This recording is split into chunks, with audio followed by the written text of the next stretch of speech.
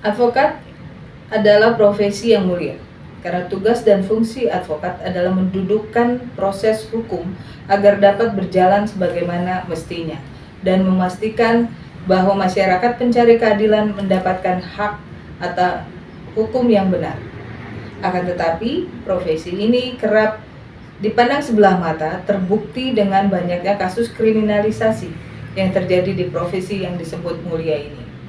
Pasal 10 ayat 1 huruf A Undang-Undang Advokat Nomor 18 Tahun 2003 sudah sangat jelas dan tegas menyatakan bahwa advokat berhenti dan diberhentikan antara lain karena dijatuhi pidana yang telah mempunyai kekuatan hukum tetap karena melakukan tindak pidana yang diancam hukuman 4 tahun atau lebih. Mengacu ke hal di atas, saat ini saya sedang membahas mengenai eksistensi Undang-Undang Advokat, terutama pasal 10, di mana pasal ini dinilai hanya peringatan tanpa sanksi untuk para advokat. Saat ini saya sedang bersama dengan Dr. Anda Risma Situmorang, sarjana hukum, magister hukum, yang merupakan advokat senior yang sepak terjangnya di dunia hukum dan terutama profesi advokat tidak perlu diragukan lagi. Apa kabar kakak? Selamat siang Rizka, Hukum ID, salam sehat. Salam sehat. Iya, dan tetap semangat. Tetap semangat. Dan kakak makin hari makin kece ya. Maksudnya iya. Orang makin hari makin terlihat tua, tapi kalau kakak enggak ya, makin energik dan jiwa bersemangat. Iya, terima kasih Rizka. Jadi itulah saya harus mengatakan anugerah dari Tuhan ya. Karena betul, seiring dengan usia saya sudah tidak muda lagi ya, tapi masih muda, 55 tahun, tapi semangat saya tetap, kegigihan saya tetap, keberanian saya tetap seperti pada saat saya masa-masa ya waktu pertama kali advokat 25 tahun ya, asisten Pak Oce Kalikis. Dan itu tergantung bahan bakar ya, aftur atau solar atau bensin? Pertalite. Oh iya, betul. Ya. Kak, sebelum kita membahas mengenai pasal 10 Undang-Undang Advokat ini, saya ingin bertanya sedikit pandangan kakak tentang etika profesi advokat. Ya, etika itu kan kalau menurut saya, dan pengertian etika sendiri adalah, menurut saya etika itu adalah hukum tertinggi. Etika itu kan hati nurani, hukum moral ya. Hukum boleh kita buat, peraturan boleh kita buat, tapi etika itu adalah berasal dari hati nurani dan itu bersumber dari hukum Tuhan ya. Ketika orang masih peka dengan hati nuraninya, maka menurut saya ya orang itu adalah tentu yang menjunjung tinggi hukum Tuhan dan etika baik di profesi dan di mana saja. Ketika misalnya kita bergaul dalam organisasi, dalam masyarakat perkumpulan, di gereja, di masyarakat, semua ada etikanya dan itu hukum tertinggi menurut saya, etika moral dari hati. Dan etika itu tidak bisa dibuat-buat ya Kak ya? Ya. Jadi itu memang kesadaran dari pribadi per pribadi. Yes. Kak, bicara etika, yaitu saya mau identikan akan sama dengan ketika kita berbicara hak istimewa atau privilege yang disandang atau diperoleh oleh seorang advokat, yaitu imunitas. Menurut kakak, apa imunitas itu? Dan kapan imunitas itu berlaku untuk seorang advokat? Dan apakah ada aturan baku mengenai imunitas itu? Iya, jadi kalau berbicara imunitas ini kan sepertinya seseorang atau profesi itu menuju kekebalan. Katakanlah imunitas profesi advokat. Demikian juga dokter akan menuntut ada imunitas dokter. Yang sekarang rame-rame kan, seolah-olah imunitas dokter yang tergabung di ID itu seolah-olah dihancurkan gitu ya. Karena ID bukan lagi the only one organisasi profesi bagi kedokteran. Nah, bagi profesi advokat misalnya juga imunitas. Dulu ada undang-undang advokat kan yang melindungi misalnya pada waktu saya melakukan profesi sebagai advokat, tindakan-tindakan saya itu dilindungi sepanjang saya melakukan sesuai dengan aturan hukum yang benar. Jadi kalau menurut saya imunitas itu tetap harus kita pandang dalam konteks hukum. sekalipun kita penegak hukum ya, katakanlah misalnya hakim juga kan punya code of conduct, kode etik hakim. Hakim aja sebagai pemutus, pemeriksa perkara, mereka terikat dengan code of conduct ataupun kode etik hakim. Ada aturan-aturan yang disepakati dalam profesi itu. Jadi kode etik itu tentu akan mengikat kita bagaimana kita berperilaku, menjunjung integritas, kejujuran, cara menghandle klien kepada sesama rekan sejawat, terhadap penegak hukum lain, misalnya cara bersikap kepada hakim, cara bersikap kepada polisi, cara bersikap kepada kejaksaan, penuntut, semua ada aturannya. Kan kita terikat dengan kode etik. Jadi imunitas itu adalah kekebalan ataupun kita tidak dapat dituntut. Katakanlah gampangnya gini, karena saya ini sekarang lagi cinta-cintanya dengan hukum medis deh. Seorang dokter sekalipun dia dituntut ke pengadilan pidana gitu ya, dilaporkan polisi, digugat perdata, dilaporkan, sepanjang dia lakukan profesi itu secara profesional, berkompeten, ya kan, dan sesuai dengan keilmuan, tentu tidak akan dikatakan salah dalam melakukan. Sama dengan pengacara juga, advokat, sepanjang advokat itu melakukan kode etik, melakukan pembelaan pada proporsi dan porsi. Nah ini nih harus ingat, proporsi dan porsi. Kita pembela bukan berarti kita menjadi hambanya klien. Iya dong, kliennya minta apa saya turutin. Oh saya tuh sorry kalau masih itu orang. Kalau dia minta berapapun dibayar, boleh dicek. Dari dulu saya punya prinsip seperti itu. Jadi menurut saya imunitas itu ketika kita melakukan profesi itu sesuai dengan etika dan hukum. Ketika kita melanggar, ya kita akan sama dengan masyarakat, kan kalau dulu semua masyarakat orang sama di mata hukum. Tidak berarti mentang-mentang advokat itu saya mau jadi imun, dokter mau imun, nggak bisa. Presiden aja pun bisa di-impeach, presiden pun bisa diturunkan kalau sungguh-sungguh melanggar haluan negara. Gitu. Dulu GBHN ya, kalau sekarang mungkin undang-undang 45 misalnya. Itu pandangan saya. Tapi apa batasannya Kak terkait dengan imunitas tadi? Kapan itu disandang, boleh digunakan oleh seorang advokat, dan kapan itu harus berhenti digunakan oleh seorang advokat? Kan nggak mungkin dong ketika dia mengurus pribadinya, imunitas itu melekat kan, hak privilege itu melekat memang, tapi yang nggak bisa dipergunakan setiap waktu kan? Iya.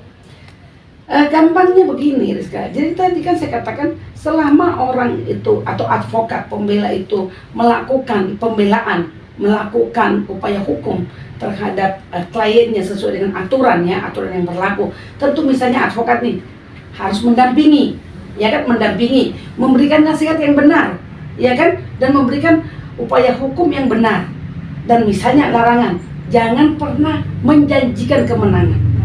Tidak boleh seorang advokat menjanjikan pasti menang. Karena di kode etik advokat juga nggak boleh itu kan, iya, termaktub itu ya. Karena kita bukan hakim yang menentukan menang tidaknya.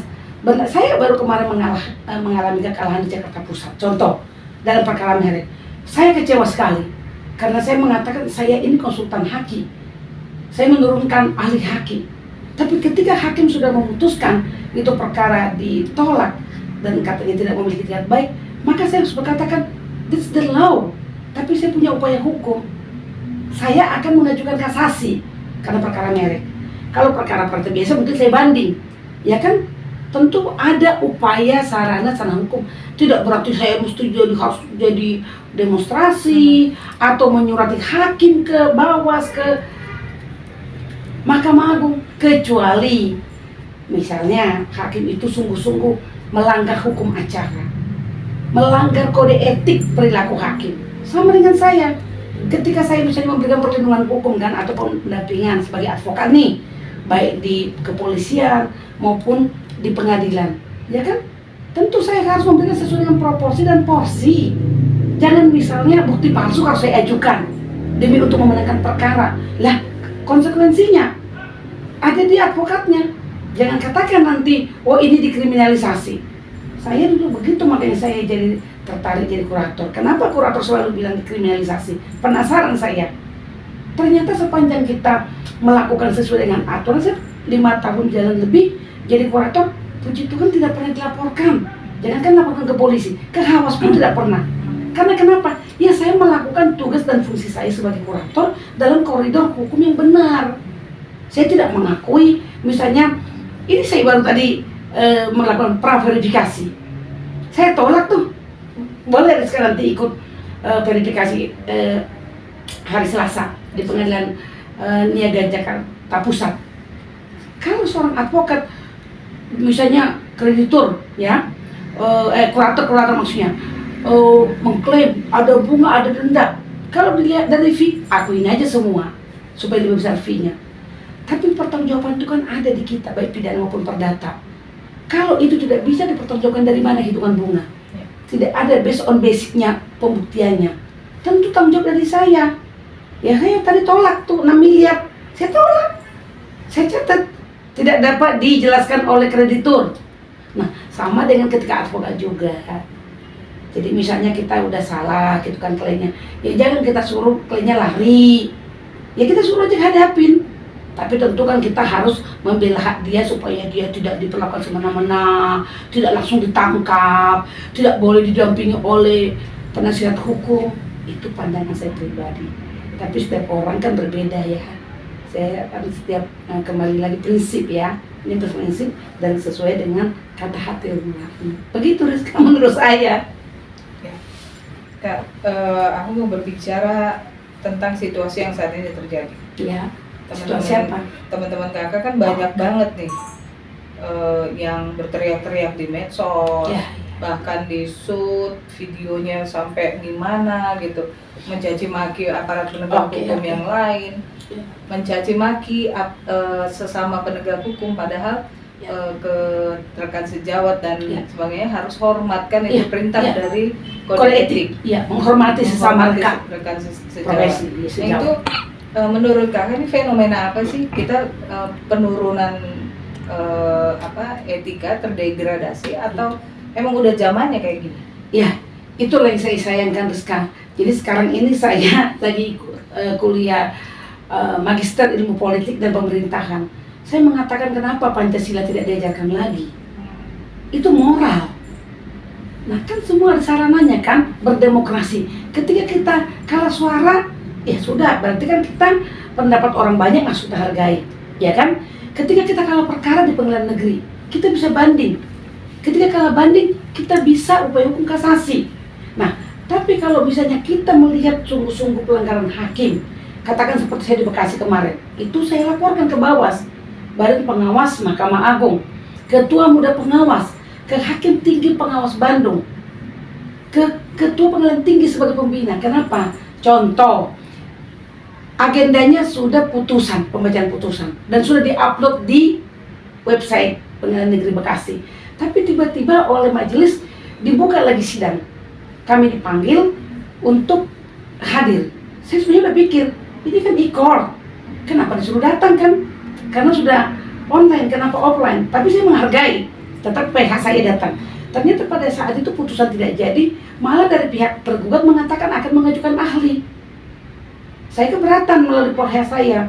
Ini sudah jadwalnya agenda putusan, kenapa jadi mundur hukum acara?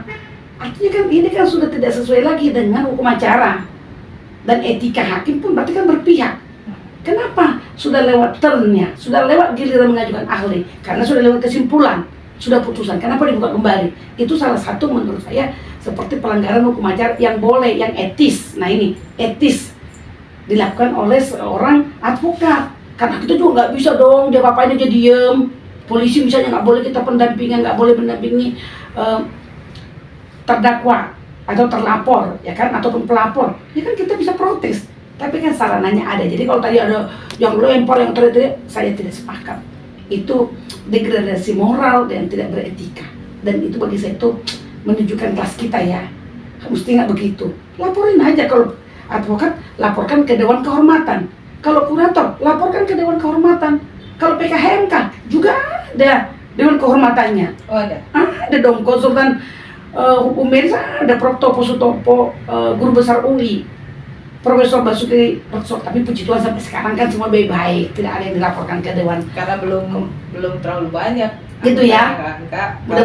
Mudah-mudahan tidak sampai ya, karena selalu kita katakan kedepankanlah moral, kedepankanlah humanis. Ada caranya. Kalau keberatan, saya di sini terbuka loh. Ada pernah tidak lulus 2 orang, mereka datang mau bertemu, kita tanya apa kesulitannya. Ternyata kesulitannya adalah mengoperasikan laptop.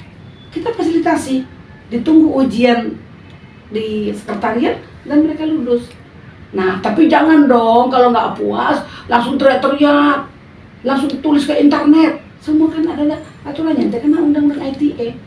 Jadi ada semua salurannya, ada upaya hukum, ada tata caranya. Itu menurut saya. Kak, terkait dengan itu kan adalah peran organisasi advokat. Ya, setuju. Nah, terkait dengan organisasi advokat, perpecahan di organisasi advokat mengakibatkan profesi ini tidak dihargai atau kerap dipandang sebelah mata oleh penegak hukum lain. Salah satu contoh, kita ambil contoh Bang Roy Rening yang dianggap menghalang-halangi penyidikan oleh KPK. Menurut Kakak bagaimana tentang hal ini? Kenapa obstruction of justice sering terutama pasal 221 KUHP ini sering sekali menjerat advokat? Setiap ada mau kriminalisasi advokat, obstruction of justice itu menurut Kakak gimana? Iya, jadi ini ada nih pas ini KUHP saya ini, jangan dikira Loriska saya hanya perdata dan yang lain tuh ya, kurator. Ini saya baca ya, di sini dihukum penjara selama 9 bulan barang siapa dengan sengaja menyembunyikan orang yang sudah melakukan sesuatu kejahatan atau yang dituntut karena sesuatu perkara kejahatan. Jadi menyembunyikan atau barang siapa menolong orang melarikan diri. Nah, ini yang disebutkan kan perintangan, obstruction of justice.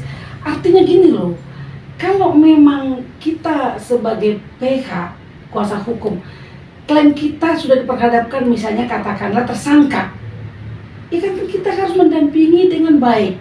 Kita hadapkan ke polisi, penyidik, atau ke misalnya ke persidangan di tipikor.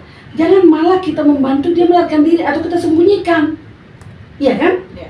Kalau kita sembunyikan, kita halang-halangi, ini penegakan hukum tidak akan terjadi. Itu yang dimasukkan obstruction of justice.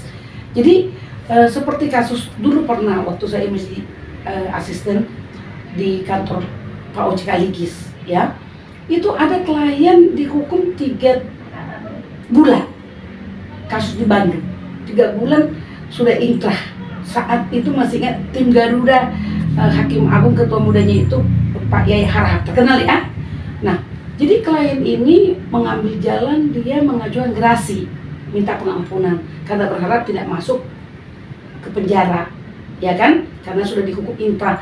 Saat itu saya berusaha meyakinkan, Pak, saya bilang kalau mengajukan gerasi dan memang satu sudah diajukan ke presiden zamannya Ibu Megawati, itu berarti Anda sudah mengakui tindak pidana yang dilakukan. Suatu saat misalnya jadi direktur, jadi partai politik, bisa sudah menjadi terpidana. Tapi kalau mengajukan PK peninjauan kembali, artinya ada peluang untuk dikoreksi putusan kasasi, karena sebenarnya prispah bebas terus dihukum, ya kan, hukum 3 bulan. Saya katakan jalani. Waduh, saya nggak bisa bersama, saya masuk penjara. Lebih bagus pahit di depan tapi nanti manis buahnya. Saya yakinkan betul. Akhirnya dituruti, kita cabut itu permohonan gerasi, karena saat itu ada SEMA nggak boleh 2. Zaman Tommy Soeharto nggak boleh SEMA dan PK diajukan. Saya bilang harus gentel. Apa gunanya nggak masuk 3 bulan tapi sudah terpidana, udah inkrah, diikuti. Dan saat itu kita ajukan PK, saya mesti diajukan lagi saat itu. Dan Kakak antar sendiri ya? Dan saya antar ke jaksa. Ya, ke jaksa. Jadi iya, karena untuk mengajukan permohonan peninjauan kembali, maka si terpidana harus dihadapkan, sudah tereksekusi dulu. Jadi dieksekusi di Lapas Bandung, terus berhadap-hadapan. Saat itu memang karena dia ketakutan sekali ya, kita terus mendampingi. Dan hanya nggak terasa 3 bulan, nggak sampai waktu itu 2 bulan, karena memang saat itu sudah dicabut permohonan kasasinya oleh Kejaksaan Tinggi Bandung. Tapi kok diproses di MA. Jadi saat itu ketua MA-nya ada putusannya Pak Bagirman, saya ingat beliau memerintahkan ketua tim G Pak German Hodiarto untuk membatalkan putusan kasasi itu. Dengan dasar itu saya yakin pasti PK dikabulkan.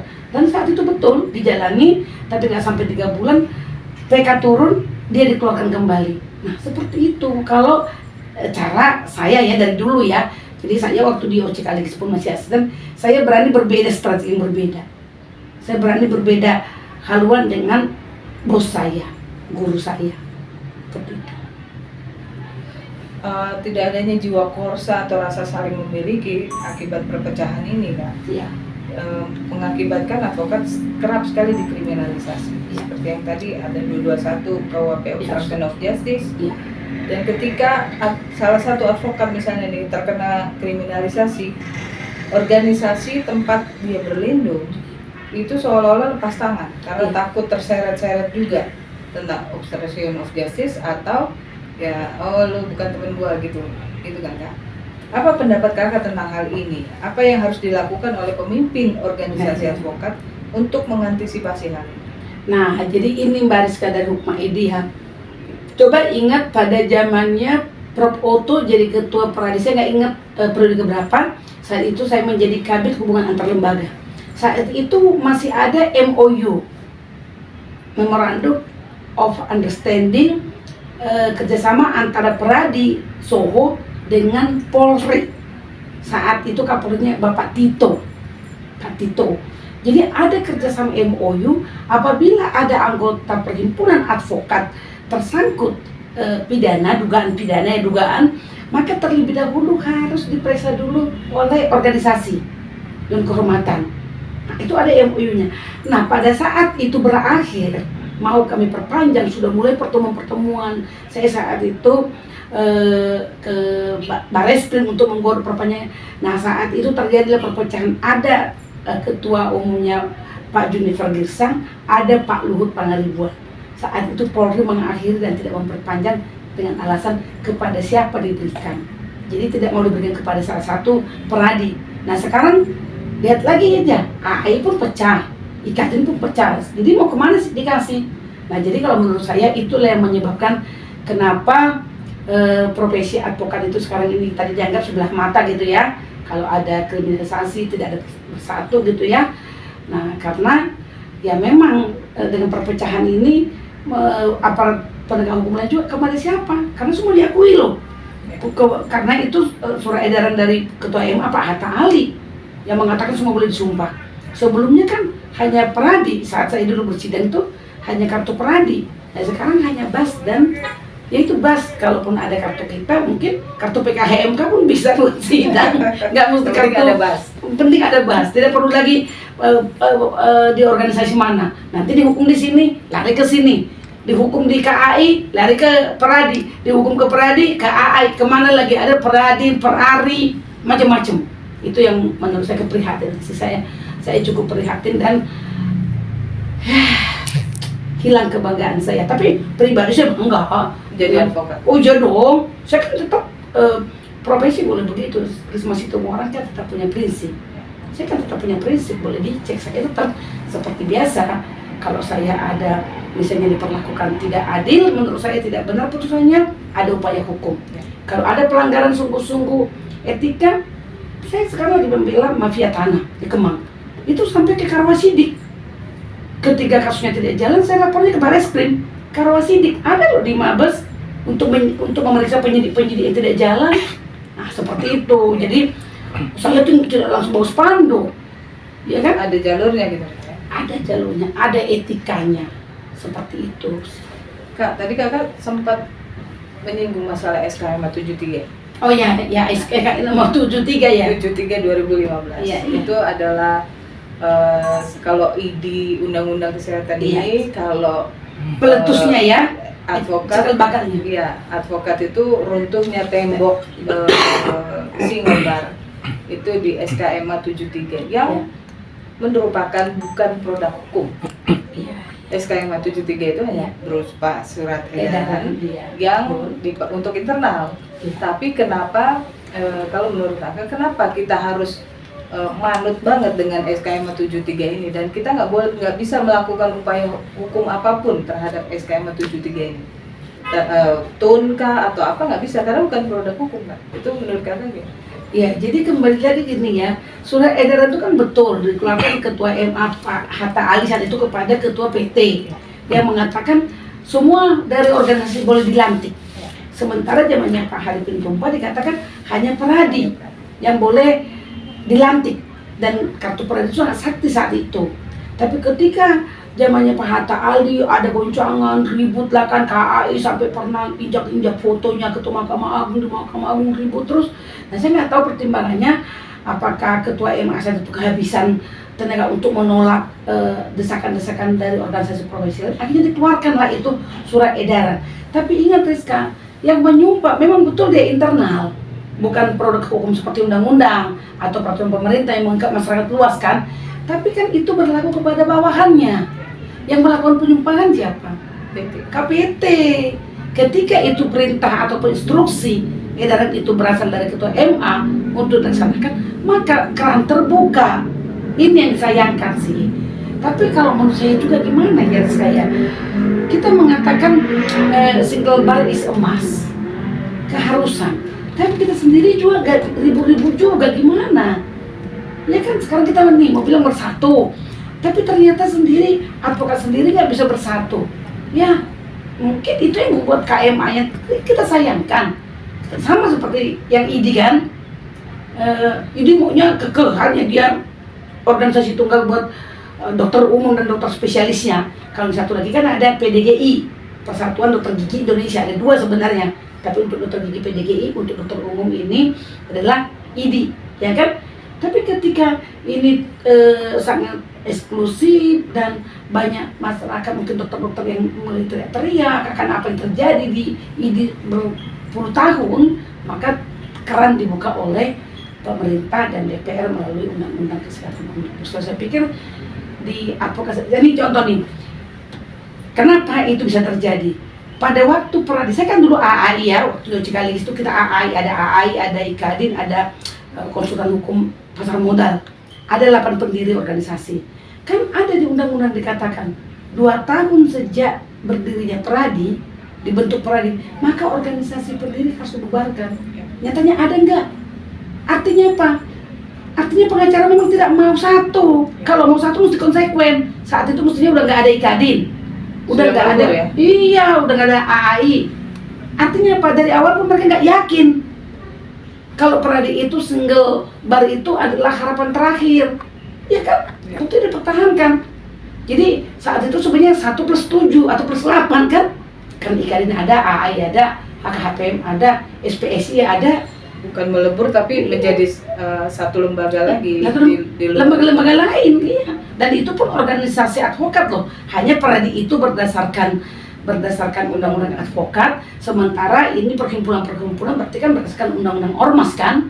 Dia berdirinya AAI, berdirinya IKADIN, SPSI, HKHPM gitu kan. Tapi kalau menurut Kakak, apakah ini bukan sisi ambivalen dari pemerintah dalam hal ini Mahkamah Agung, yang Mahkamah Agung menyatakan bahwa SKM 73 ini, tapi di satu sisi ada undang-undang yang menyatakan bahwa harus single bar. Itu kalau menurut Kakak itu ambivalen? Iya. Atau? Kalau kita melihat teori hukum ya, studi teori ya. Saya ini dulu sekolah visipol, Rizka. Jadi kenapa saya bisa bentuk perkumpulan, kenapa saya bisa memimpin orang-orang hebat itu di situ. Saya belajar di ilmu politik. Saya kan doktorannya itu kan visipol. Sekarang pun saya lagi ngambil magister kan. Nah, jadi kenapa? Itu pun waktu itu ada hierarki loh. Mulai MPR, Undang-Undang Dasar, Undang-Undang, Peraturan Pemerintah, sampai ke bawah Peraturan Menteri yang terendah. Tidak ada surat edaran Mahkamah Agung. Nggak ada. Jadi kok cuman saya mau bertentangan dengan undang-undang, ya mestinya bisa di judicial review atau di uji materi. Tapi nanti uji materinya ke Mahkamah Agung. Tapi bukan produk hukum loh itu kan? kalau dibilang bukan produk perundang-undangan yang diakui dalam struktur tata urutan perundang-undangan. Kalau saya mengatakan produk hukum ya hukum internal. Hukum itu kan aturan yang dibuat oleh sekelompok orang nih. Sekelompok orang kan hakim. Mahkamah Agung memerintahkan bawaannya hukum, tapi hukumnya internal. Hukumnya tidak mengikat, tidak berlaku bagi di luar internal Mahkamah Agung sampai pengadilan tinggi. Itu kan. Nah, tetapi yang mau saya katakan ya,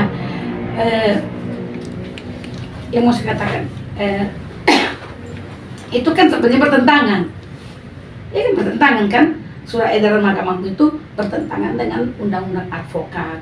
Tapi saya nggak tahu apakah sudah pernah uji materi ke Mahkamah Agung. Belum ada, mungkin nanti Karisma ya? ya, ekskavator lah yang Karena suka ya uji materi. kakak ekskavator kan. DBK gitu kan. Rizka, waktu pernah kita beberapa kali wawancara, ingat ya, saya pernah mengajukan uji materi terhadap peraturan Konsil Kedokteran Indonesia. Itu hukum nggak? Kalau tadi Rizka bilang nggak hukum kan buktinya diuji kan? Itu Konsil kan hanya mengatur tentang dokter-dokter. Saya uji materi ke Mahkamah Agung, ya kan? Dibatalkan. Pasal 21 Undang-Undang Tipikor sering dipakai juga untuk menjerat advokat yang menjalankan tugas dari klien. Bagaimana tanggapan kakak mengenai pasal 21 Undang-Undang Tipikor? Lihat, jadi pasal 21 ya saya baca ya. Setiap orang yang dengan sengaja mencegah, merintangi atau menggagalkan secara langsung atau tidak langsung penyidikan, penuntutan dan pemeriksaan di sidang pengadilan terhadap tersangka dan terdakwa ataupun para saksi dalam perkara korupsi dipidana dengan pidana penjara paling singkat 3 tahun. Jadi kembali lagi Rizka, setiap definisi ya, setiap orang yang dengan sengaja mencegah, merintangi atau menggagalkan secara langsung atau tidak langsung penyidikan, penuntutan ataupun persidangan. Katakan lagi nih, KPK ini kan KPK ya, tipikor ya. KPK sudah punya target operasi ya. Ada orang tentu kan KPK itu kalau dulu sih saya nggak setuju KPK. Dulu KPK itu tidak kuat bukti, dia seperti operasi lalu lintas. Semua orang bisa disidak nggak benar ya kan. Tapi ke depannya ini kan bukan yang sekarang ya, yang lebih bagus yang sebelumnya menurut saya. Kan ada pernah dipamer-pamer apa tindak pidana itu juga nggak benar, namanya juga penyelidikan, itu kan tersembunyi kan. Namanya penyelidikan bukan untuk di zamannya Pak Abraham Samad kan. Masa mau penyelidikan ada dugaan kalau udah di namanya dugaan kan, masa udah dipamer-pamer. Nah, jadi misalnya penyelidikan, KPK sudah mau melakukan suatu penangkapan atau mencari alat bukti, tapi saya bisa selaku advokat ya, tapi ini balik lagi ya, advokat itu kan memang boleh membela yang benar yang salah ya. Aja kita ini katanya saya yang saya selalu berpihak, tidak mau saya membela memang yang tidak benar. Di KPK saya nggak mau sidang tipikor asisten, atau saya kasih dulu ada partner di luar Pak Heri atau Christine atau ada rekan yang lain. Saya nggak mau karena sudah saya pikir KPK itu kan seolah-olah udah pasti masuk, sudah pasti valid buktinya kan gitu kan. Nah jadi kalau sengaja merintangi, menghilangkan barang bukti, menyembunyikan tersangka, terdakwa, ya jelas dong, jangan dibilang obstruction of justice dong. Itu kan jelas merintangi. Nah, tapi kalau misalnya itu baru dugaan, ya kan, belum pasti orang itu melakukan sesuatu, ya kan. Terus misalnya orang itu lagi jalan-jalan, ya kan, lagi jalan-jalan di Pantai Ancol atau ke Bali, terus kita bilang nggak ada orangnya, nggak ada tersangkanya atau terdakwanya, ya itu kan bukan obstruction of justice. Tapi kita tahu nih, dia sudah tersangka, tapi itu sudah umpetin atau kita sembunyikan, atau kita rintangi sedemikian rupa. Merintang itu kan menghalangi kan, dengan segala daya dan upaya supaya nggak bisa ini di sini. Ya tentu kita kan tidak berpihak kepada penegakan hukum dong. Jadi kalau saya melihatnya seperti itu, Rizka. Jadi jelas perintangan itu dengan pembelaan kita secara profesional berbeda. Atau membuat skenario seperti sinetron gitu, kayak tabrak mobil bla bla bla, padahal itu adalah rekaan semata. Itu juga nggak boleh kan ya? Oh iya. Seorang advokat melakukan. Oh iya dong, rekayasa misalnya menciptakan bukti palsu. Ya. Atau saya tahu misalnya, waduh Kalau saya Rizka udah dibanding saya berkebun deh atau ngurus karaoke deh. Kalau saya harus menyuruh klien saya membuat bukti palsu dan saya tahu tidak, saya itu sorry. Saya berpikirnya begini, kamu yang punya masalah, kenapa saya yang jadi masalah? Kamu yang punya masalah, kenapa saya mengambil alih masalah kamu? Jadi saya selalu proporsional. Benar, saya selalu proporsional.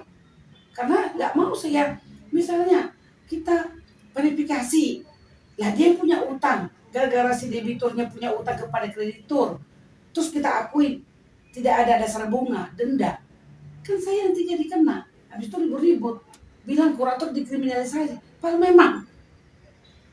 Nah itu, tapi saya nggak mengatakan lo kayak teman-teman yang bilang kriminalisasi itu sudah bukan kriminalisasi, mesti lihat case per case-nya. Betul tidak sih? Misalnya seperti kurator diangkut dari depan pengadilan, ya kalau kita tidak lihat buktinya, tidak lihat kasusnya kan tidak bisa mengatakan itu kriminalisasi apa tidak, itu tidak kriminalisasi apa bukan.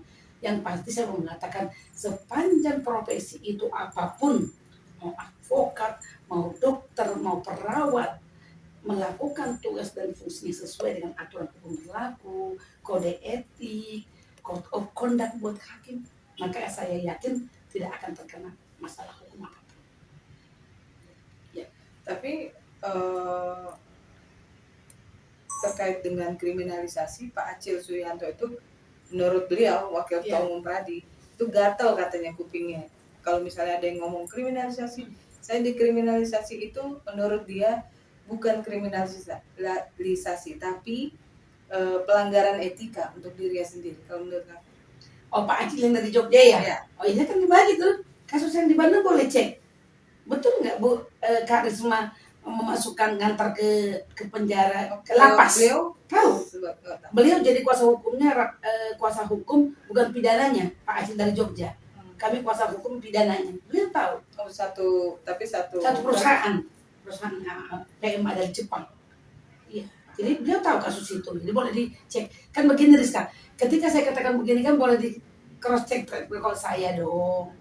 Risma kayak gitu nggak sih? Ya kan? Ada pernah juga kasus dokter kecantikan dari bebas prispra di PN Utara dihukum Mahkamah Agung 1,5 tahun.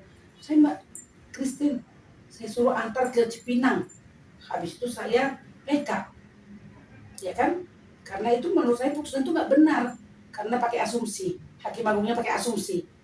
Sangat tidak masuk akal, harga tercantum. Saya yakin itu nggak pidana karena pakai asumsi.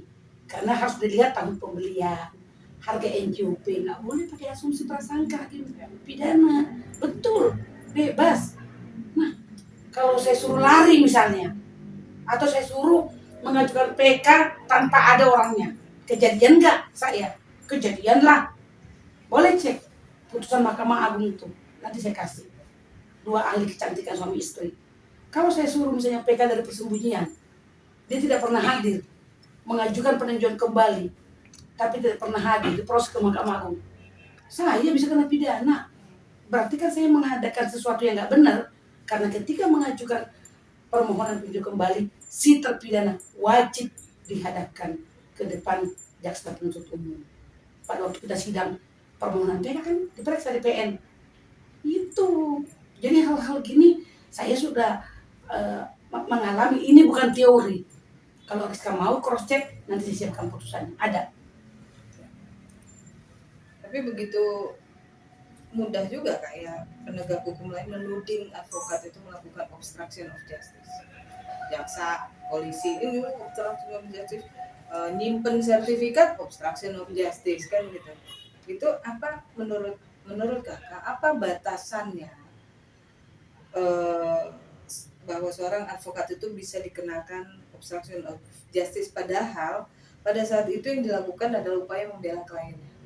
Nah, kembali lagi Rizka ya. Jadi saya juga kan tidak mengatakan kalau penegak hukum lain sudah paling benar, bilanglah paling bagus, paling beretika, nggak juga.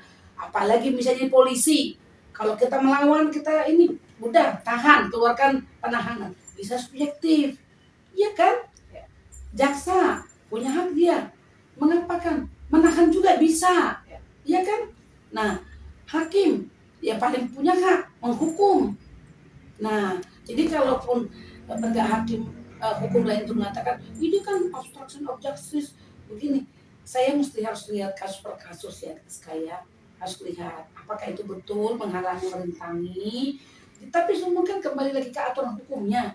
Jadi kalau pembela itu ngapain sih? Contohnya nih, memberikan advice yang benar dan jujur, tidak boleh menjanjikan kemenangan, membela berdasarkan bukti-bukti, fakta. Kalau nggak ada keterangan ahli, ya kan bukan berarti mengada-adakan bukti misalnya. Contoh misalnya, tadi sertifikat katanya, kalau itu punya klien saya, dititipkan ke saya, ya kan? Dititipkan ke saya misalnya sebagai advokat. Kalau dititipkan disimpan, dan saya kasih tahu ada di kantor, ada di SDB. Kan tidak ada di situ menghalang-halangi penyidikan atau pidana. Tapi misalnya klien A dengan B, ada terjadi perjanjian misalnya utang piutang. Si A menitipkan ke B sertifikat, ya kan? Pada waktu si A minta sertifikat, terus si B ini ketakutan, suruh nitip di Risma. Contoh, nitip di kantor saya. Bu, tolong simpan bu ini. Tiba-tiba saya nggak tahu, saya nggak tahu di mana sertifikatnya. Pada masa saya, ya kan saya membantu, dia penggelapan, saya membantu orang menggelapkan sertifikat A. Turut serta. Turut serta. Nah seperti itu. Jadi jangan juga dikit-dikit kita bilang ini obstruction of justice. Tapi saya cuma dalam hal penegakan hukum ini, terutama di advokat ini, bagaimana sekaya? Karena untuk membela yang salah pun nih, menurut saya garisnya supaya kita tidak mengatakan ini obstruction justice, ini bukan tuduhan penegak hukum lain. Dalam koridor kita kan ada aturannya, gitu ya. Boleh membela, kan tadi saya katakan proporsional dan profesional. Apa sih membela itu? Oke, tungguin di BAP, tungguin sampai subuh kayak gitu di kantor polisi, sidang kayak saya ke Medan tuh, masa COVID pun saya membela pro bono lagi, ya kan? Saya tetap profesional sekalipun pro bono, tapi saya nggak berlebihan. Yang membela berlebihan itu kan tidak proporsional. Yang salah kliennya malah dia yang menutup-nutupi atau membuat, merintangi, menyembunyikan, membuat bukti palsu misalnya. Ya itulah namanya tidak proporsional. Orang yang salah kok malah jadi kita yang membantu menciptakan bukti. Nah, ini ilustrasi ya. Itu batasannya. Jadi mudah sekali, sama dengan dokter. Dokter dibilang malah praktek. Tadi kan saya katakan, kalau sudah dilakukan secara profesional, kompeten, sesuai SOP, sesuai prosedur, itu tidak akan kena. Memang bisa dilaporkan, bisa digugat. Ya sama kan advokatnya misalnya nih, banyak advokat kan yang udah kena kan, banyak lah, nggak usah sebut lah. Bahkan sekarang udah praktek lagi kan, di perdata praktek, di tipikor praktek, gitu kan, membela pidana juga. Kalau itu tidak terbukti dilakukan, tentu kan bebas loh. Jadi kalau sudah dihukum, ya that's the law. Kita nggak, aku nggak salah loh, aku nggak salah. Lah nyatanya dihukum, ya berarti salah. Kan upaya hukum tadi ada. Jadi kalau sudah mentok upaya hukum sampai PK tetap dihukum, masa mesti nggak salah sih? Ini kan negara hukum. Nah gitu Rizka. Tahu Rizka ini berubah pikiran nggak? Wah, apa salah mewawancara ya? Diharapkan seperti apa tadi?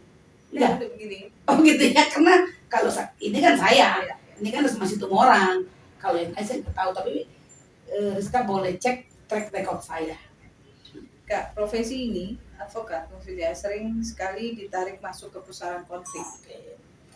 Maksudnya politik kan kakak juga belajar politik. Yes. Ya kan? Yang mengakibatkan substansi hukum menjadi kabur, sumir. Apa tanggapan kakak tentang hal ini? Bagaimana harusnya menyikapi hal ini terkait dengan regulasi? Ya seperti ini Rizka, ya politik dengan hukum itu tidak bisa dipisahkan, bagaikan irisan mata uang, mata logam, nggak bisa terpisahkan.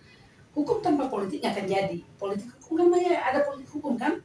Ada, tapi jangan hukumnya dipolitikin. Nah ini yang salah. Hukumnya jangan dipolitikin, diakal-akalin maksudnya. Jadi kenapa? Kalau misalnya seorang advokat, boleh-boleh saja dia menjadi misalnya masuk di partai politik, bahkan bisa masuk di legislator, di DPR. Banyak kan teman-teman kita di media, Bang Junimat, ya kan? Ya tapi ketika dia sudah menjadi seorang legislator, menjadi anggota DPR, ya tentu janganlah mempengaruhi hukum itu dari kepentingan politik. Tapi susah sekali. Tapi dia Kan- melepaskan, dia Yes. harus melepaskan Harus, advokatnya gitu. yes, harus melepaskan kepentingan advokatnya ketika berprofesi menjadi anggota DPR. Tapi kalau kita katakan hukum tanpa politik susah. Kan politik itu kan tujuannya apa? Kan satu ada goal yang dituju. Maka dengan segala cara, nah itu kenapa saya nggak mau masuk menjadi anggota DPR atau di partai politik. Dulu saya pernah anggota Demokrat loh, di BB bersama Ibu Dumang Tape ya, zaman SBY. Tapi ketika itu kita kumpul mengumpulkan suara, beda dengan hati nurani saya. Ya karena itu tadi nurani saya kan memang saya betul-betul pure pembela, dan saya memang membela sudah dari dulu saya gariskan hanya membela yang benar supaya tetap benar. Jadi saya nggak bisa bela yang udah saya tahu telat-telat salah, saya bolak-balik nggak bisa sekarang. Hati nurani saya bertentangan. Ya. Advokat kan memiliki peran dari masa ke masa. Ya. Mulai dari zaman Cicero, saya ingat tulisan Prof. Otto Iya, Hasibuan itu. beliau paling suka Cicero ya. Cicero, terus Iya, Prof. Otto itu paling suka. maju lagi ke zaman Hindia Belanda dengan Roem, terus maju lagi ke ini sampai ke kemerdekaan kita. Itu adalah naskah proklamasi, itu adalah produk yang dilahirkan oleh advokat. Saya baru tahu dari Pak Agus Takarmudi. Oh gitu ya. Saya belum baca, dibagi anakku ya. Iya, masih di beliau, belum turun ke Iya. kami. Nah, itu saat ini apa Kak peran advokat yang dirasakan oleh masyarakat selain memberikan bantuan hukum cuma-cuma dan bikin ribut? Ya peran advokat sih itu tuh mestinya kembali ke profesi, kepada tujuan semula kan. Advokat itu kan officium nobile, suatu profesi yang terhormat. Ya kalau saya sih melihat perspektifnya tentu tetap membela yang benar supaya tidak benar. Yang salah katakan salah. Memang yang salah kan harus menerima konsekuensi. Katakan utang piutang. Saya mesti katakan, kamu berutang, kamu mesti bayar. Paling saya usahakan kepada si berutang, jangan pakai bunga besar-besar dong, dan jangan besar. Jangan saya bolak-balik yang berutang jadi berpiutang. Itu mafia hukum namanya. Nggak benar kan? Maksudnya, sudah yang salah bagaimana caranya dibalikan menjadi benar. Yang benar menjadi salah. Mafioso, aku nggak tahu katanya begitulah istilahnya kan. Artinya tidak lagi melakukan pembelaan secara proporsional. Jadi perannya tentu kembali kepada asas officium nobilite. Profesi advokat itu adalah mulia, membela, terhormat. Yang benar katakan benar, yang salah tetap kau bela boleh. Kalau mesti orang nggak mau bela yang salah nggak apa-apa, itu prinsip. Membela yang salah pun boleh, tapi proporsional. Jangan berlebihan, jangan sampai membuat bukti palsu, jangan yang tidak punya mafia tanah, mafia pajak dibela berlebihan. Bela boleh, salah loh. Kalau nggak membela yang salah, profesi advokat pun salah kalau kita nggak mau membela, iya kan? Tapi proporsional. Dan kakak selama menjalankan profesi sebagai advokat itu mendudukkan porsi hukum itu ke klien kakak itu, bahwa porsinya sudah seperti itu, ya udah kayak gitu kayak. Iya. Jangan dibuat-buat, jangan dibengkok-bengkokin gitu. Iya. Jadi prinsip saya dari dulu, meskipun saya kan hanya sekali aja jadi asisten di kantornya Prof. Oce Kategis ya.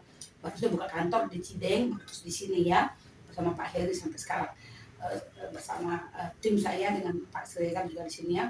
Jadi saya mengatakan dengan kejujuran. Jadi saya membangun, puji Tuhan, saya sampai sekarang ini karena kejujuran Loriska. Saya dengan kejujuran. Saya tidak pernah mengatakan yang salah pasti benar. Kamu pasti akan dapat ini, saya tidak pernah mau. Tapi kalau udah benar kemanapun saya kejar. Salah pun saya katakan, ini salah. Saya pernah ada kasus merek dari Bandung, coba. Pemilik merek ini lupa memperpanjang yang dapatkan hak cipta. Dia langsung konsultasi ke saya, direferensi dari kantornya Emil Gunadi dulu. Boleh cek kalau diputar-putar. Saya bilang ini salah, karena Anda sudah nggak dilindungi. Hukum tidak mengenal lupa. Ketika tidak lagi didaftarkan daftar umum merek, berarti kan Anda nggak perlu lagi. Jadi jangan cepat-cepat gugat ya, saya katakan. Saat itu saya mau dibayar 500 juta loh fee-nya sama Bu Susi, boleh tanya Bu Susi Tan. Saya katakan Bu Susi masih mau pakai mobil Atus apa ganti, saya katakan. Ini gimana nih? Tapi kan kita kan konsultan hukum yang benar, berintegritas, nanti apa kata dunia, makin niaga pro cita kalau kita jadi berubah gitu kan.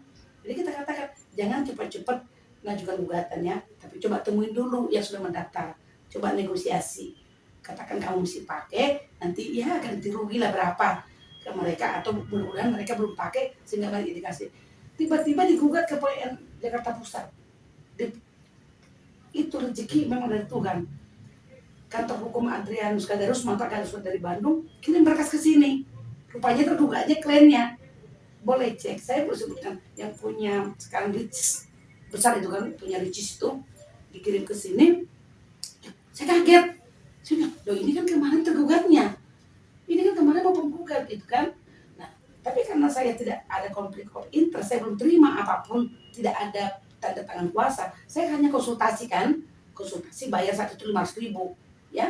Jadi konsultasi boleh dong saya membela. Jadi saya tanda terima kuasa dengan si tergugat, saya bela di Jakarta Pusat, komplain orangnya kepada Kak Loti Siagian. Dia katakan, ini Bu Risma kok jadi bela lawan? Kak Loti telepon saya, Risma, dia kan mencari lawyer hakim yang benar. Kok jadi kamu yang pegang lawan? Saya katakan, lah kan dia cari lawyer yang benar. Ya jadi saya mengatakan yang benar itu terjadi jangan digugat, karena dia sudah nggak punya hak sampai segitu-gitunya. Tapi saat itu betul dikatakan tergugat yang punya hak karena ada daftar merek, tapi setelah putus saya nasihatkan, kalau memang Anda belum memproduksi ya sudah serahkan. Karena faktanya mereka itu masih memproduksi cuba-cuba, namanya tadi itu kerupuknya cuba-cuba. Jadi serahkan aja, minta aja ganti rugi berapa. Dan ternyata betul dikasih tanpa bayar. Dan kakak dan Bu Susi jadi ganti mobil ya? Ya nggak jadi lah, nggak jadi. Kan nggak jadi, jadinya kan dibayar tergugat jadi lawyer fee-nya kecil. Kalau tadinya mau ganti mobil itu yang mau itu menggugat itu, yang udah marah-marah, yang mau menggugat kan, mau dibayar 500 juta. Tapi karena kita nggak mau menggugat karena kita menurut kita satu itu jangan buru-buru dulu karena memang dia sudah mendaftarkan, coba ditemuin dulu orang Bandung itu, ya nggak jadi dong dibayar. Akhirnya kita dibayar sama tergugat yang dia gugat, ya fee-nya kan kecil, tapi nggak apa-apa, kita happy, bahagia. Iya, boleh cek ya. Nanti Rizka mesti cek sama Ibu Susi dan bilang coba kasus dari Bandung. Boleh cek, masih ada saksi hidup. Kak, tentang anekdot yang menyatakan bahwa profesi advokat adalah profesi keranjang sampah. Sebagai contoh, advokat kerap dijadikan pilihan terakhir apabila seorang sudah pensiun, apabila seorang sudah menjalani hukumannya, gue masih muda, mau menjadi advokat lah gitu kan. Karena gampang juga dapat license sekarang dengan banyaknya organisasi. Dan juga advokat yang telah dihukum beberapa tahun, diancam hukuman pidana 4 tahun kan harusnya nggak boleh. Ya. Nah ini tapi masih juga kita katakan turun gunung atau turun gunung untuk menangani perkara, mendampingi klien dan mungkin berhadapan sebagai kuasa ke para penegak hukum lain, dan itu masih diterima oleh penegak hukum lain padahal sudah tahu bahwa yang bersangkutan telah menjalani hukuman. Nah itu apa pandangan kakak tentang hal ini? Ya, jadi kembali Rizka ya, itu semua pilihan hukum. Yang pasti kalau saya mengatakan harusnya secara moral, ketika seseorang advokat sudah dijatuhi hukuman, bukan lagi ancaman loh, dijatuhi hukuman, misalnya 10 tahun, 12 tahun, secara etis saya akan berhenti. Saya akan jadi petani jeruk atau pengusaha saja, karena sudah nggak pantas lagi saya. Apalagi kalau kasus itu berkaitan dengan mafia hukum lah, entah bagaimana caranya. Kan saya nggak tahu kapankah itu bertobat, kapankah itu kan balik. Apakah dia akan terus menjadi mafia? Kasihan korban-korban lain, itu satu ya. Tapi sayangnya karena organisasi advokatnya udah pecah, tidak ada yang memberhentikan. Saya setuju pasal 10, berhenti atau dihentikan. Tapi menghentikan siapa? Dihentikan dari organisasi profesi ini, pindah ke tempat lain. Sementara sekarang BAS, berita acara sumpah yang menjadi dasar. Sehingga rekan-rekan saya yang sudah dihukum berpraktek lagi, baik perdata maupun pidana maupun tipikor, ya kan? Jadi kembali kepada masing-masing. Terus bagaimana tanggapannya tentang keranjang sampah? Sedih ya kalau bilang keranjang sampah. Tapi kan ada juga keranjang emas, bisa mengumpulkan berlian juga kan? Ada juga yang jadi keranjang berlian, ada keranjang orang kenapa berlomba-lomba menjadi advokat, jadi kurator kan? tren yang berlian. Kan yang berlian kan. Nah, kembali lagi kepada person. Masyarakat akan menilai Risma itu bagaimana, si A bagaimana. Cuma memang jangan sampailah menjadi korban masyarakat yang tidak mengetahui, ya kan. Karena kalau menurut saya sih, kalau udah sekali orang itu menghalalkan segala cara, dia dihukum pun masih tetap lagi berpraktek. Saya pikir saya bukan Tuhan, yang maaf. Di agama saya nggak boleh menjudge, saya nggak boleh menghakimi. Ketika saya menghakimi, saya pun akan dihakimi, nggak boleh. Tapi saya berpikirnya seperti itu. Ya mudah-mudahan mereka tidak lagi seperti itu, seperti dulu kenapa kena pidana gitu kan, sehingga pada waktu mereka berpraktik kembali ya, karena sekarang itu nggak ada yang memberhentikan. Tapi kan nggak ada yang bisa menjamin itu tidak Nobody knows. Tidak berlaku lagi gitu. Ya, tidak, itulah makanya menjadi syarat. Mana advokat yang berintegritas, mana advokat yang tidak berintegritas. Semua kembali lagi track recordnya akan dilihat. Masyarakat akan merasakan hasil daripada apa yang dikerjakan oleh si advokat itu. Sejarah akan mencatatnya, Rizka. Jadi kalau saya sih berpikir begitu, ya kita harus bersyukur dengan apa yang kita punya ya, sehingga suatu saat nanti ada legacy, ada yang kita tinggalkan. Kan ada pepatah, apa itu, gading mati meninggalkan, gading, harimau mati meninggalkan gading, manusia gajah mati meninggalkan gading, harimau mati meninggalkan belang, manusia mati meninggalkan nama baik atau nama buruk. Mudah-mudahan kita semua menjadi orang-orang yang dilindungi Tuhan. Itu sih. Terkait dengan mempertahankan eksistensi, everybody knows kantor kakak mulai dari kakak membangunnya mulai dari bawah sama abang kan. Iya. Mulai dari bawah. Kakak selaku lawyer generasi mesin tik, pantau gitu. Sampai sekarang di semuanya terbuka, era terbuka, internet bahkan apa yang kakak lakukan untuk bertahan di zaman sekarang ini di mana semuanya serba cepat kan? Oh ya, tentu gini, itu nggak bisa dibohongi ya, kita beda generasi dengan yang muda-muda. Tapi cara berpikir jangan salah. Tentu stamina dan daya juang itu yang berbeda dengan generasi milenial. Tapi kecepatan kita menggunakan media sosial, internet pasti berbeda. Tapi yang kita punya strategi, itu saya pelajari di ilmu politik. Saya memanage, menggunakan. Ada terkenal di ilmu politik itu namanya POAK. Planning, Organizing, Actuating, Controlling. Itu dari Josh Terry. Jadi saya memplanning, merencanakan kayak sekarang. PKHMK 2 tahun harus bisa menciptakan sekian konsultan. Habis itu kita mesti mendidikan ini di Universitas Hukum Medis dan Kesehatan. Sebagai advokat saya tetapkan, saya kok mencari saya kadang di Polda Semarang, saya di pengadilan negeri, dimanapun saya tetap beraktivitas. Tentu saya akan memberdayakan anak-anak muda yang potensial. Di sini kan ada Yoel, tadi cepat cari dulu pasal-pasal. Saya mungkin lama. Kemarin tuh cari dulu 2 tawarik, ada. Artinya kita harus mengikuti, nggak boleh tutup mata. Mesti open minded, tapi dengan menggunakan tenaga-tenaga anak muda yang lebih gesit, lebih cepat adaptasinya dengan kita. Bukan generasi jajet, saya mungkin menggunakan ini terbatas kan sumbernya, tapi kalau mereka cepat. Jadi bagaimana kita mensiasati, tentu misalnya buat website. Sekarang kan ada melalui TikTok, YouTube segala macam.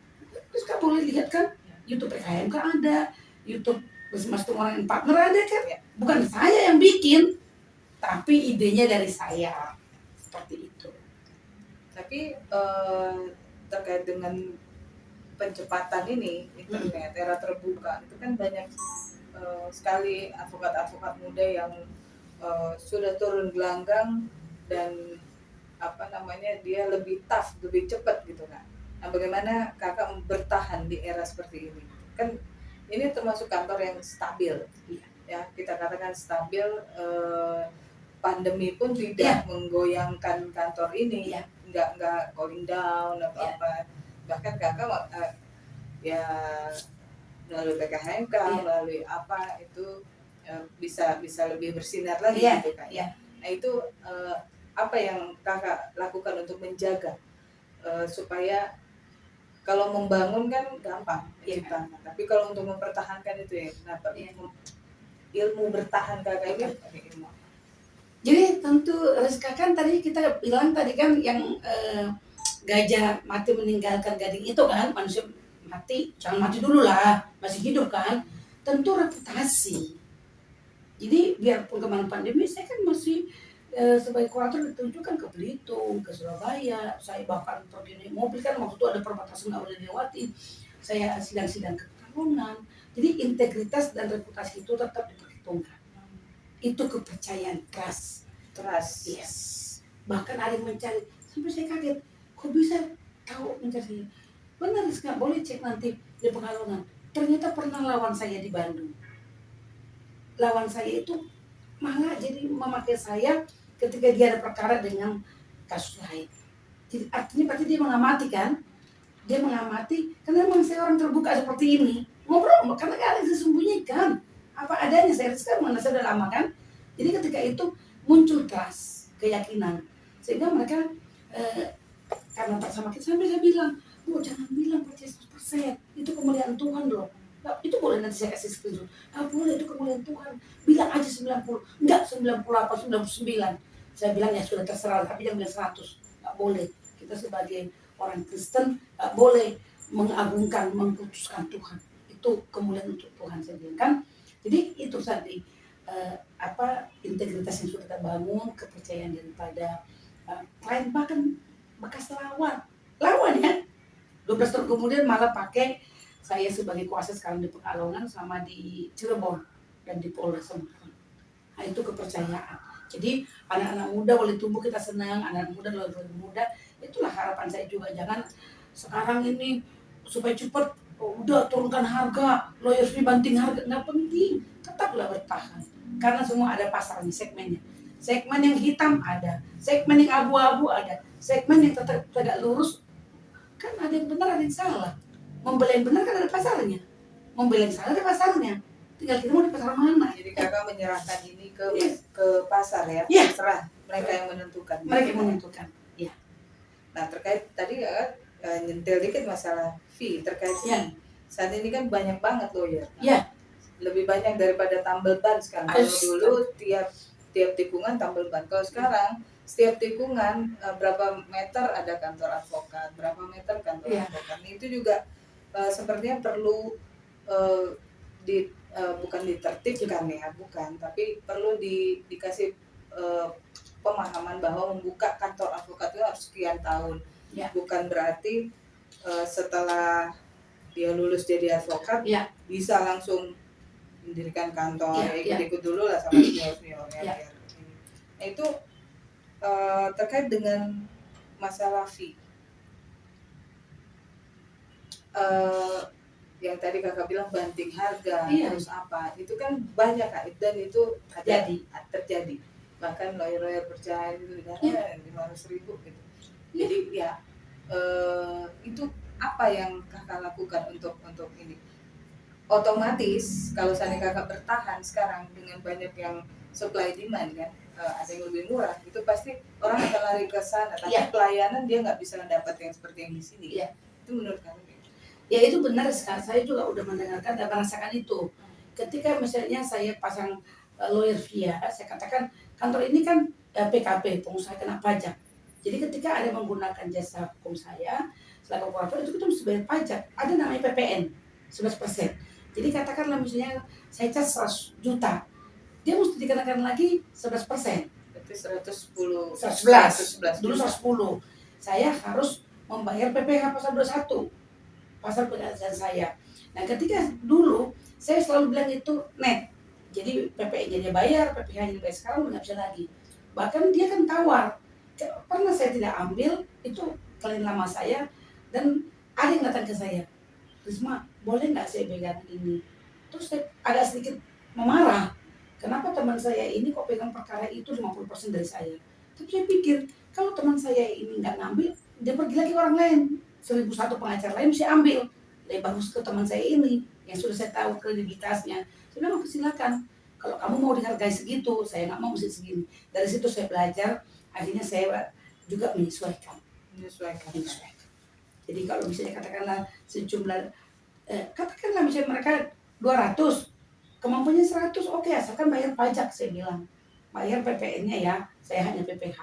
Jadi saya dirinya adalah PPH saya, PPN adalah klien. Tapi bukan berarti mengurangi pelayanan juga. Oh enggak.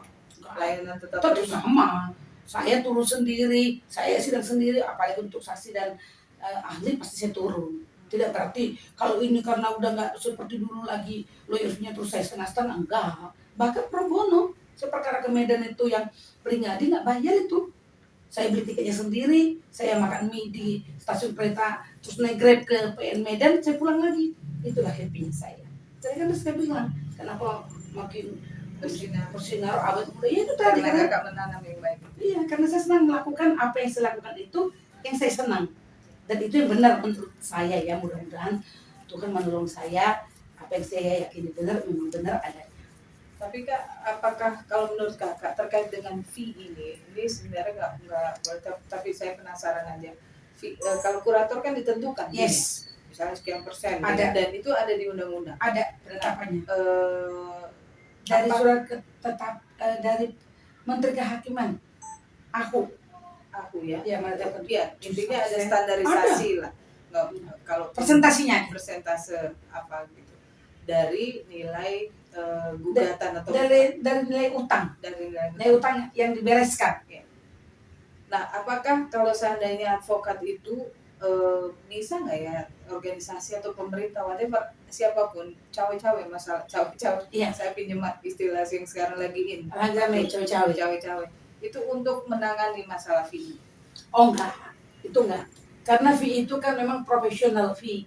Itu penilaian Rizka boleh menilai misalnya advokat A 1 miliar, advokat B 500, advokat C 200, advokat lain lagi 100, bahkan 50 atau 25 atau bahkan 5 juta. Jadi kembali lagi kan kepada tentu kan menurut saya sih profesionalis kan akan dilihat dari keberhasilan. Nama besar juga pengaruh.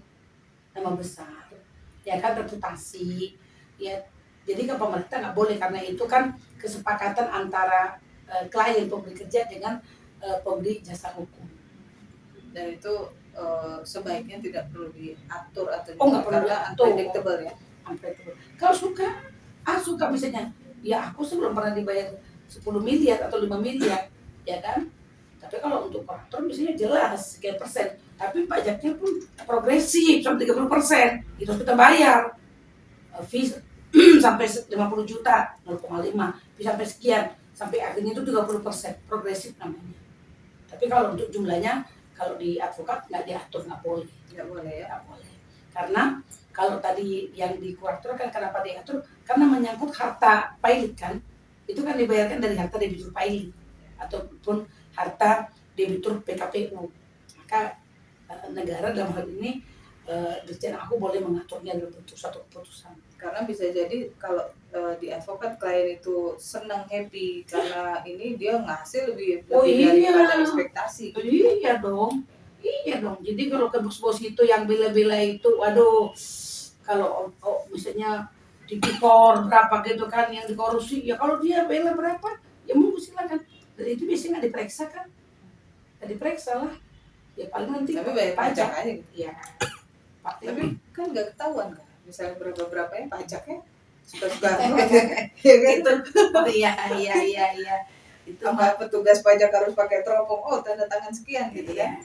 Ya harus dilihat ininya kan. Kalau seperti PKP itu pengusaha kena pajak, pemberi kerja dengan penerima dicek, kalau di sana dibukukan ya ketahuan lah.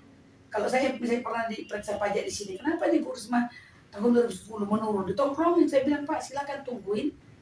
Ya kan orang boleh menurunkan jasa, sama kayak orang punya toko kan, ada laris ada tidak nih. Kalau Bapak menemukan saya membuka jasa hukum, ada konfirmasi hukum tapi saya nggak laporkan, itu berarti saya ada indikasi penggelapan pajak. Tapi kalau tidak ada Bapak temukan, terus gimana Pak? Masa nggak boleh sepi? Ternyata waktu itu saya lagi 2 tahun nggak fokus, saya lagi bertani pulang kampung, saya lagi bertani jeruk. Jadi ya kan klien kan harus di-maintain, harus didatengin. Nah ketika dia minta konsultasi, saya bilang saya nggak ada. Lama-lama kan pindah dia. Nah itu curiga orang pajaknya. Jadi kenapa? RMP kok menurun, ditungguin sampai sebulan, lah memang sepi. Oh, korelasinya dapat ya teman-teman, bahwa PKHMK dan ide beliau berlari cepat itu dari kebun jeruk. Waktu nanam kakak, oh ya ini harus gini, harus gini. Iya, Jadi iya. kakak ambil ancang-ancang di kebun jeruk gitu ya, sama abang gitu. Itu artinya gini yang saya mau katakan, Rizka, kita pun jadi advokat pengacara itu tidak selamanya kita misalnya harus mengandalkan dari pengacara kita. Kita bisa berbisnis kan, bisa berusaha banyak. Dan kalau pengacara nggak kena PP 10 kan. Nah itu Kalau notaris kan nggak boleh, kalau pengacara boleh. boleh.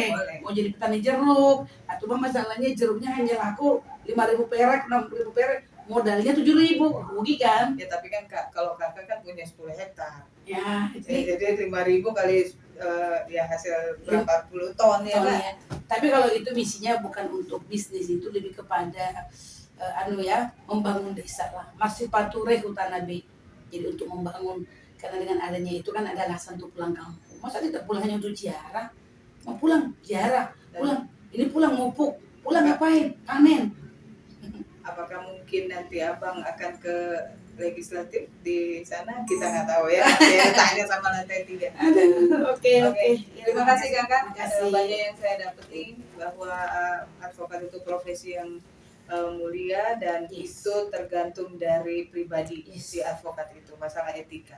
Yes. Terima kasih kakak. Sama-sama sukses. Salam hukum ID.